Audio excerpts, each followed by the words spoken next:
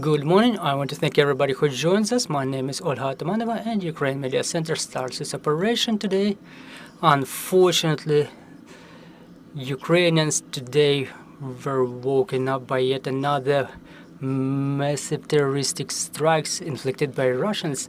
And joining us today is Yurii Boiko, advisor to the Prime Minister of Ukraine, member of the Ukrenergo Supervisory Board. So, Mr. Yurii, we were going to talk about the power grid, and definitely the information that you were coming with to our studio is different from the real situation. So, what do we know for the time being?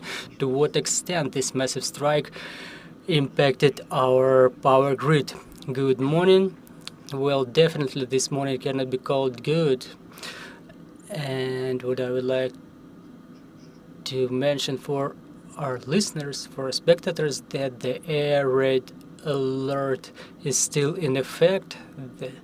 And now we work in conditions when everybody is supposed to be staying shelter in place and to use all the safety measures for themselves and their personnel. So, analyzing the previous statistics of the rockets and drones that the enemy has used, that this attack will be one of the most massive during the time of war. According to the information that we're getting from the regions, there are a lot of nuances related to the damage of the power grid equipment.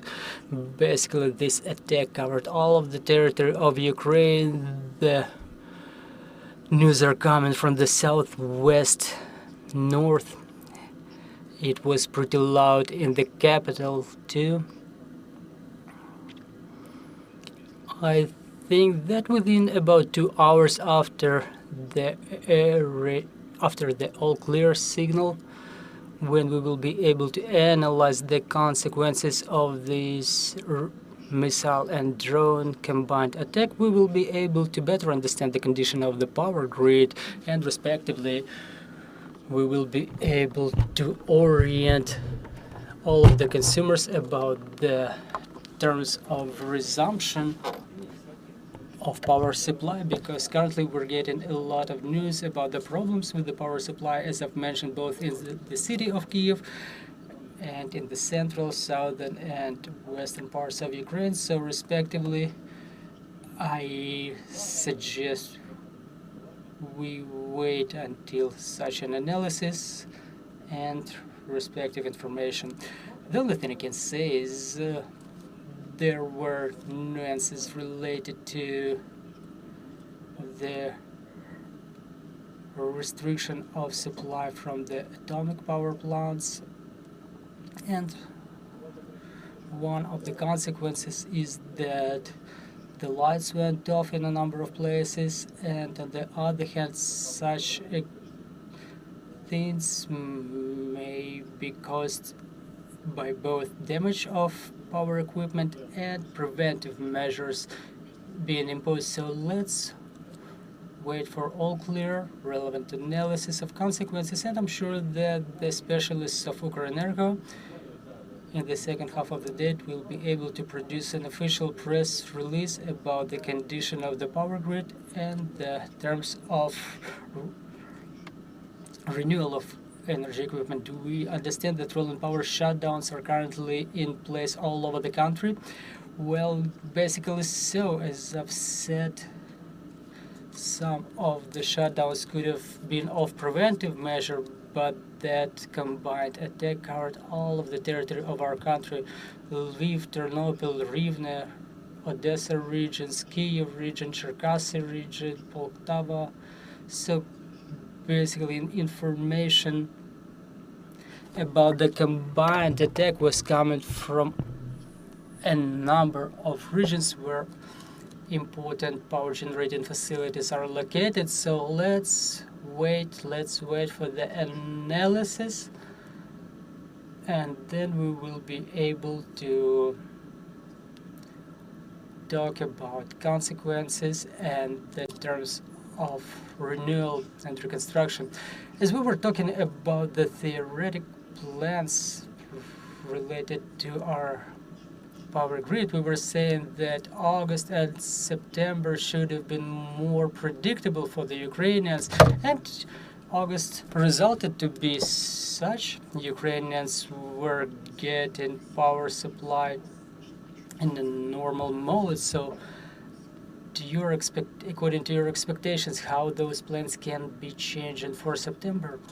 Well, as we were trying to evaluate the situation, we were doing it, like with such a cautious remark that given the absence of impact of external factors, and before the end of October there were no restrictions planned, because this period is traditionally the period with the minimum load on the power grid, and given the active recovery campaign, we were going to ensure the stable power supply for our consumers 24/7. Well, it's quite obvious that after today's attack, we will need to analyze the condition of the power grid, the changes that will be definitely negative, and thus we will have to adjust our plans in terms of preparation to winter season. And I would like to assure you that no drone, missile or combined attack will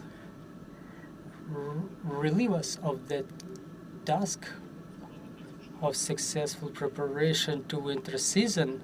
The technicians were working on restoration and repair of equipment, and they will continue doing so. We will just need to understand the consequences of today's attack and adjust our plans respectively. Again, the air raid alert is still in effect, and it's difficult to say to what extent it will impact the plans of power grid renewal and our ability to continue supplying electric power to our consumers within the announced terms, I mean September and October. But I hope that by the end of today we will be able to understand the situation, and the efforts on power grid renewal will be adjusted accordingly. And I'm sure that the Ministry of Energy and Ukrenergo, by the end of the day, will have provided the new rolling power shutdown schedules. Mr. Yurii, as we were planning this event, we were planning to talk about the resumption of exports of the electric power. So how relevant is this topic so far? Well, when Ukrenergo was planning to resume the exports within certain hours of the day, there was no reason about that. And for us spectators and listeners to understand the situation, let me say that yesterday the producers from the solar sources were restricting themselves to 1,000 megawatts. So there was a situative excess of electric power in the grid. No one could consume due to excessive manner, and respectively Ukrenergo, as an organization responsible for balancing the power grid, had two options: either to impose restrictions for such producers and pay them under green tariff because it was not cancelled so far, or otherwise try to open this window, so to say, for a couple of hours when we had excess in the power grid, in order to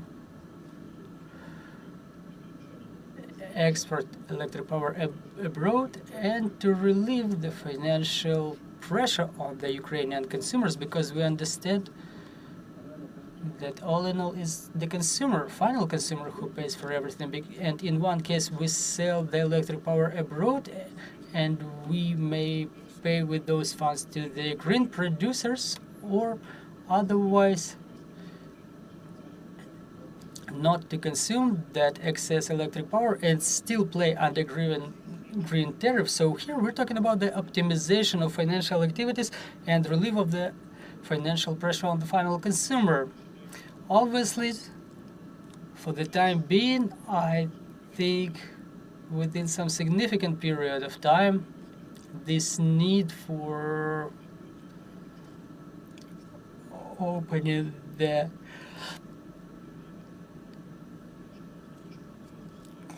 temporary export window will not be a pressing issue, and we will have to live with some restrictions until the moment of mitigation of the consequences of today's strike.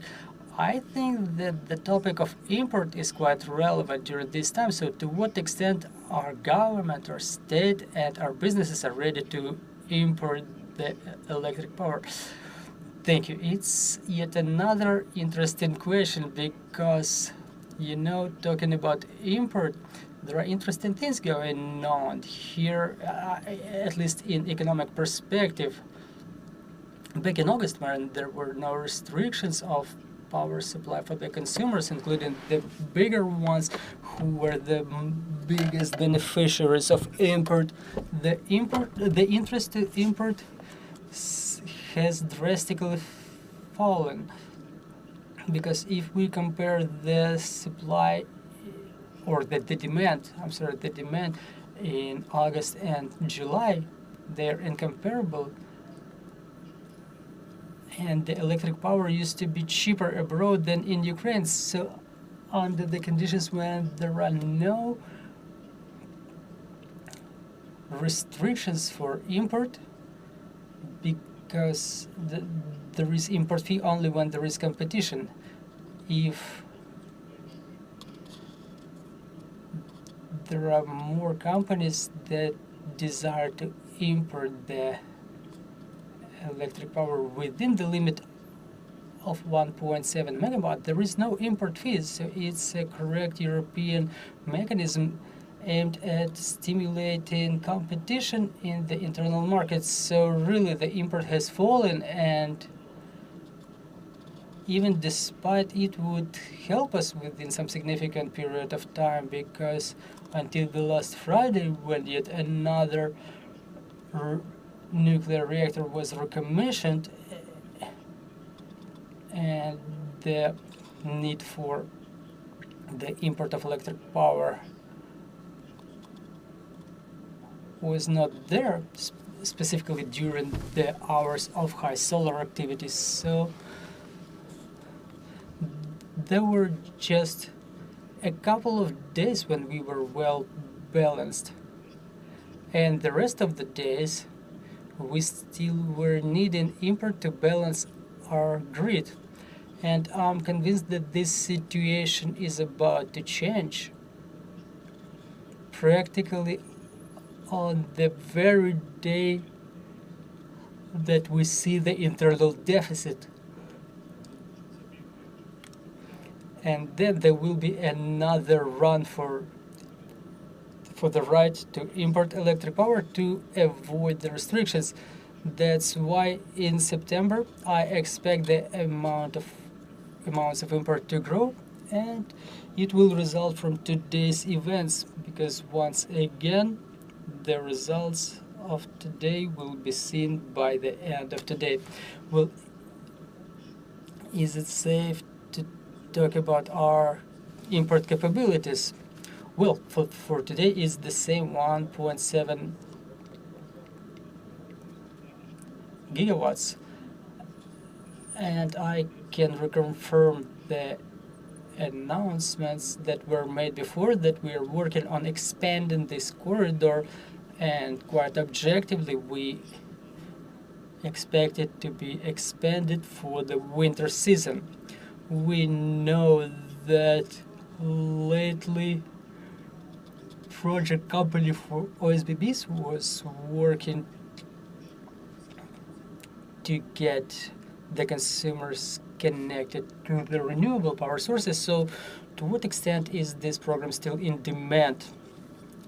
Well, talking about the programs aimed at improving the energy efficiency of our consumers.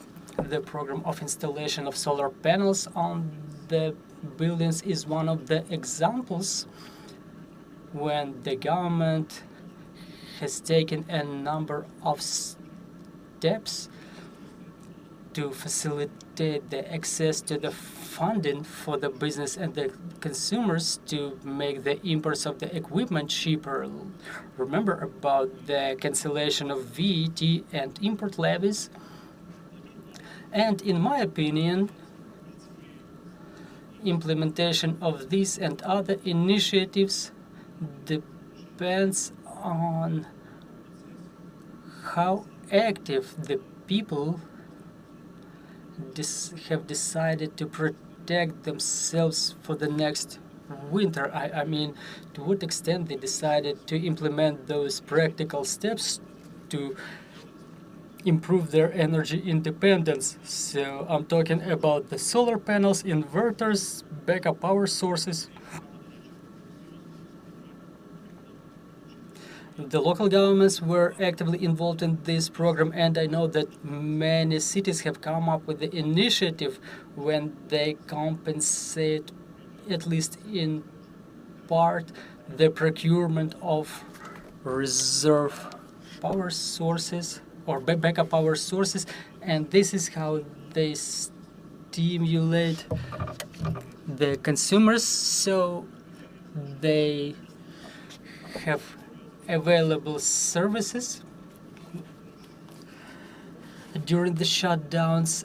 And I think that today we should talk directly to the consumers of those services, and in case there are any problems with use of those tools, probably we have to make some cosmetic amendments to the regulations. But in my opinion, what was done until this day is quite sufficient for those who want to be able to use those tools and to ensure more comfortable winter season for themselves. Thank you very much, dear colleagues. In case we have any questions on the floor, please let me know. Meanwhile, I'm having a question. I understand that during the month of August, when we had no power shutdowns, we got used to it, just like we get used to all the good things. So please remind our Ukrainian citizens some practical advice on how to prepare to the winter season. Well, basically,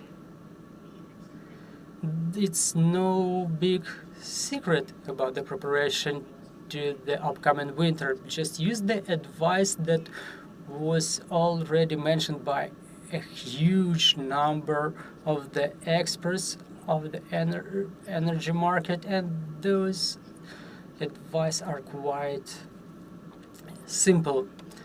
Just economic use of the electric power during the peak hours so that the technicians can use their rolling power shutdown schedules to the minimum extent, because as Ukraine has experienced the loss of balancing capabilities, we expect to have problems during peak hours on consumption, and the biggest peaks are in the evening hours, so it's desirable to shift the consumption of electric power to other hours. And second, please use the tools and the opportunities that were created by the government, by the Parliament, and for those who are able to use those tools, try to ensure that you have those alternative power sources that will enable you to comfortably live during the winter period, and it will also relieve the load on the power grid. Yet another option that we've mentioned previously is the installation of generating equipment of medium capacity for the so-called self-consumption. Within the implementation of concept of active consumer, in my opinion, those are one of the most interesting projects from the economic perspective, because when you can produce electric power by yourself and consume it from your own source, on one hand you ensure you have a stable power supply. On the other hand, the net cost of kilowatt hour comparing to the final cost of electric power in the market, which significantly exceeds 9 hryvnia, which is the figure that allows working in a balanced manner. So your kilowatt hour in the installed equipment of medium capacity, I'm not talking about diesel generators, I'm talking about gas turbine plants with 1, 2.5, 5, 10 megawatt capacity. So the cost of supply will be lower and will be of more economic benefit. So I think that this program